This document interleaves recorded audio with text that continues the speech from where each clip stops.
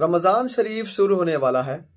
आप में से बहुत से ऐसे अफराद हो सकते हैं जो सोच रहे होंगे कि शायद इस साल हम रोज़े रख पाएं या नहीं, या अगर रखेंगे तो पता नहीं मुकम्मल रखेंगे या नहीं रखेंगे, चलो देखा जाएगा, जितने रह पाएंगे रख लेंगे वरना छोड़ देंगे, फला मजबूरी है, काम बहुत सख्त है, तबीयत खराब रहती है, वगैरह वगैरह। अगर आपके लिए ऐलान कर दिया जाए कि इस साल आपको हर रोज़ा रखने के बदले में 50,000 रुपये बतौर इनाम के दिए जाएंगे, तो आपका अभी से जहन बन जाएगा कि मैंने इस साल मुकम्मल रोज़े रखने हैं, और आप तब तक रोज़ा नहीं छोड़ेंगे जब तक बहुत ही शदीद किस्म की मजबूरी आपको पेश ना आ जाए। तो जब दुनियावी माल के लिए आपका जहन तैयार हो गया है रोज़ा रखने के लिए, तो सोचें, अल्लाह ताला फरमाता है रोज़ा मेरे लिए है और मैं ही इसका बदला दूंगा। तो रब्बे कायनात जब रोज़ों की जजा देने पर आएगा तो कितने इनामात देगा। लिहाजा जहन बनाएं कि पूरे रोज़े रखने हैं।